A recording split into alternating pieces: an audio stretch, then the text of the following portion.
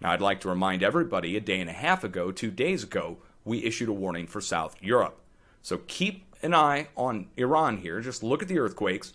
Understand we're looking at 2s, 3s, 4s, and a 5. Now, let's go turn on the Turkish agency. Let's see. Here we go. The AFAD, Turkey. This is today's earthquakes in Turkey.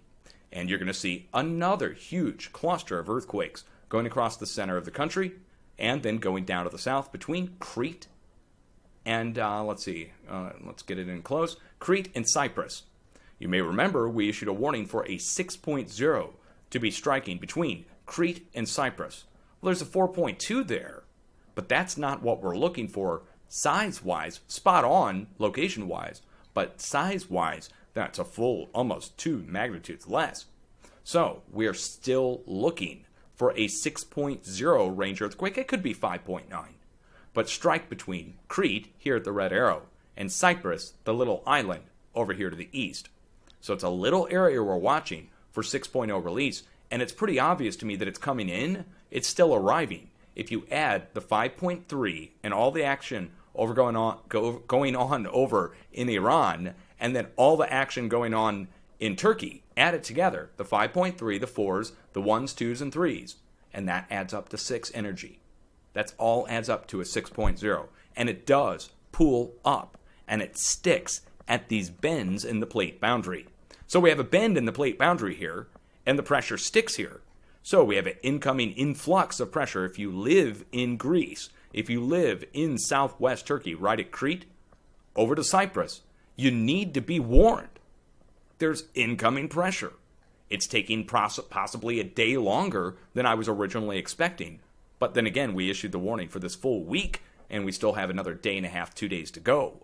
So keep watch. South Europe in the Mediterranean between Crete and Cyprus.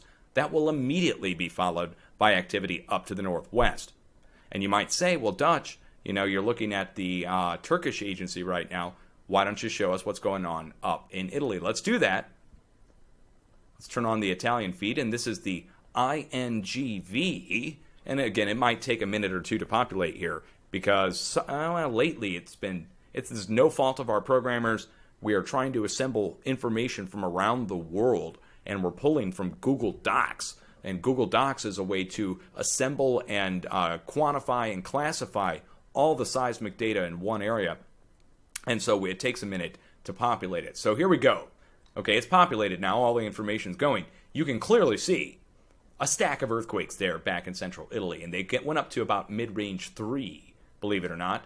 And this is significant increase considering where you were for the past couple days. I told you guys to watch, but it's now gone, kind of the stack is kind of going through the roof. It's double, I'd say, where we were yesterday. So it's on your doorstep. That's why. I mean, there's a whole bunch of pressure coming in, and it's stopping pretty much right at Crete. So you can imagine it like a rumbling, building wall of water, and you're feeling the first echoes on that, the first rumbles that are coming off of that little resonance that's going on in the region. Building, building, building. And we're looking for upwards of the potential of a 5.0 plus earthquake to strike after the earthquake strikes down here between Crete and Cyprus. So it's going to be a chain reaction. First it will strike down in Crete and Greece, then we should see a larger movement in central Italy. And I told you guys I was going to give it till the 7th into 8th for that to occur. Well, it's going into the 6th now, which means we only have a day more to go into the 7th into the 8th. One more day. I mean, it's the 6th overseas, guys. So, again, they're like already, 7 or 8 hours ahead of us. So, all right, so keep watch. Don't let your guard down. It usually hits, and if it doesn't hit right when I'm looking for, we still have to give it another 12 hours just in case I'm 12 hours off. But that's what I normally do is, if it doesn't hit within the time I'm looking for, I usually give it another half day just in case. And I'm not trying to, get it right, get it wrong. I just want the people to be on watch that long. That sometimes it takes a little longer. Sometimes it goes really quick. I don't have a way to measure the speed of the seismicity other than to measure the spots where the earthquakes strike and the time it takes for the earthquakes to occur in between one another. So if we get an earthquake that strikes, let's say, over in the West Pacific, then we get one that strikes in Asia, then we get one that strikes down in the Mediterranean, I could measure the speed of that pressure transfer by the timing between the different earthquakes. So if it takes like 3 hours for the earthquakes to spread across, but usually it takes a few days. And sometimes it's on a 1 week cycle, up to 5 to 7 days. It just depends on how big the pressure is, how much is spreading out, how much is being, basically expended at each location. I don't know how to describe it other than to say pressure is going underneath these locations and it comes up and it tries to release itself, but it's not fully released at any of these locations. It keeps traveling. The pressure is transferring too fast. If it just parked in an area, it would release in that area with a large earthquake. But what we see happen is something that's, I think, significant and phenomenal, that the pressure doesn't have time to stop and build unless there's something obstructing it, like a bend in the plate, or another swarm of earthquakes standing in the way, or a magma chamber at a volcano standing in the way. And then all of a sudden, it's like standing in the way of a freight train. And what happens is the freight train goes right over you, and it might, of course, cause that eruption at that volcano and cause that earthquake at that bend, but it's going to keep going.